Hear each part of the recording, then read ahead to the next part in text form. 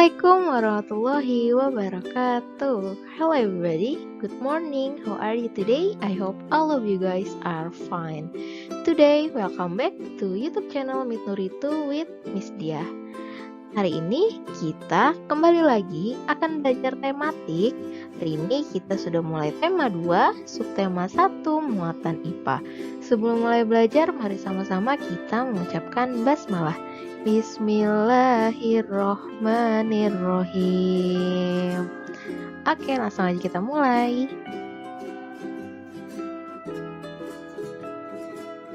Cara tumbuhan menyesuaikan diri dengan lingkungan. Setiap tumbuhan melakukan adaptasi lingkungan. Adaptasi adalah penyesuaian diri makhluk hidup dengan lingkungan sekitar. Cara menyesuaikan diri setiap tumbuhan dapat berbeda-beda. Berikut penyesuaian tumbuhan terhadap kondisi lingkungan. Yang pertama ada adaptasi tumbuhan di lingkungan kering, contohnya adalah kaktus. Adaptasi tumbuhan di lingkungan kering atau xerofit seperti di ekosistem gurun atau savana. Contohnya adalah pohon kurma, lidah buaya, cocor bebek, dan kaktus. Di sini misal ada kaktus, contohnya itu di adaptasi tumbuhan lingkungan kering itu daunnya seperti duri, membuat laju penguapan semakin kecil. Lalu seluruh permukaan tubuhnya ditutupi oleh lapisan lilin untuk mencegah terjadinya penguapan air yang terlalu besar. Dan akarnya berukuran sangat panjang dan menyebar agar kebutuhan air tercukupi.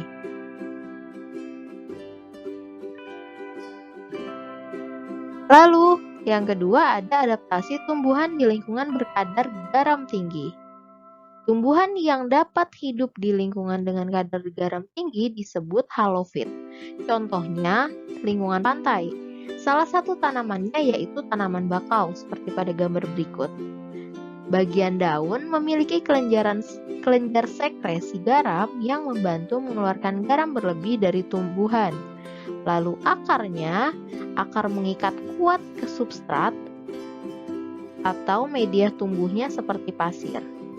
Jadi akarnya itu menahan pohon ini agar tidak rubuh saat terkena ombak di pantai.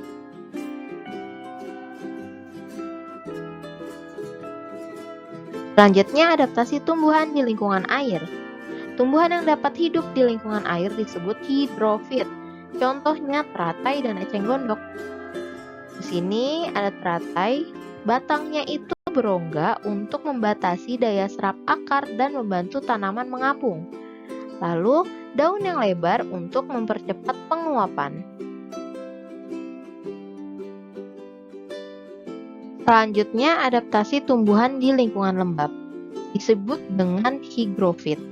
Oleh karena hidup di tempat yang lembab, penguapan terjadi dengan lambat. Di sini ada tumbuhan lumut. Jadi di tumbuhan lumut itu, seluruh jumlah daunnya menjadi lebih banyak, tipis, dan lebar untuk meningkatkan laju penguapan air.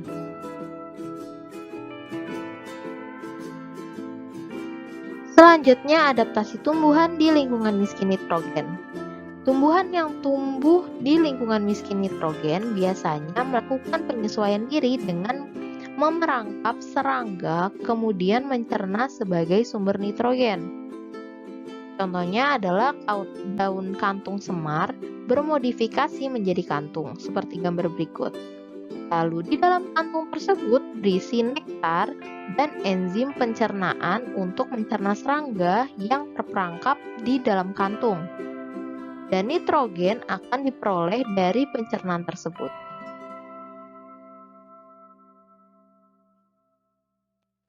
Selanjutnya, penyesuaian tumbuhan untuk berkembang biak. Yang pertama ada tanaman Rafflesia. tumbuhan khas hutan raja tropis yang bersifat parasit bagi tumbuhan inang dan memiliki bentuk bunga yang khas. Bunga dari tumbuhan ini mengeluarkan nektar dan aroma busuk untuk menarik perhatian serangga. Selanjutnya, tumbuhan seperti mawar, melati, dan anggrek memiliki mahkota bunga yang berwarna mencolok dan kelenjar nektar untuk menarik perhatian serangga yang membantu penyerbukan.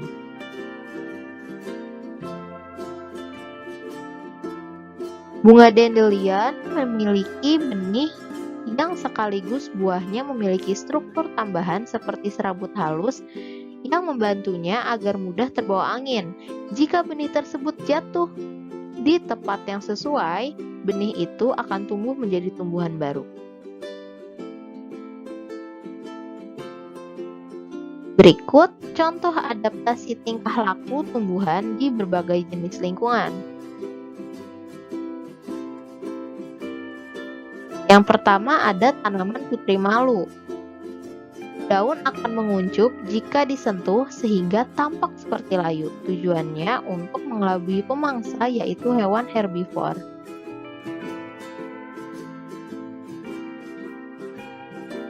Selanjutnya tanaman bunga pukul 4. Jadi bunga pada tanaman ini akan mekar saat sore hari karena terjadi penurunan suhu lingkungan saat matahari tenggelam.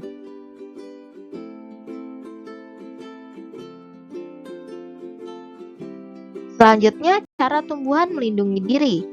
Tumbuhan dapat melindungi diri dari bahaya yang mengancamnya, dan cara tumbuhan melindungi diri dari bahaya berbeda-beda.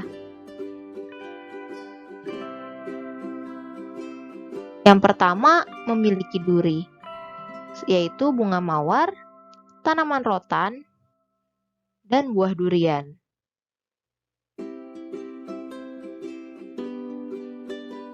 Selanjutnya, memiliki rambut halus. Yang memiliki rambut halus ada jagung, bambu, daun terung, dan tebu. Selanjutnya, cara tumbuhan melindungi diri yaitu memiliki daun yang tajam, seperti daun nanas, lidah buaya, dan kaktus. Lalu ada juga cara menghasilkan getah, ada tanaman karet dan tanaman patah tulang.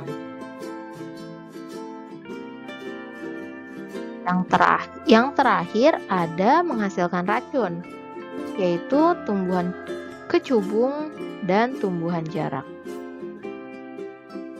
Okay, that's our lesson today. Thank you all for your attention. Terima kasih.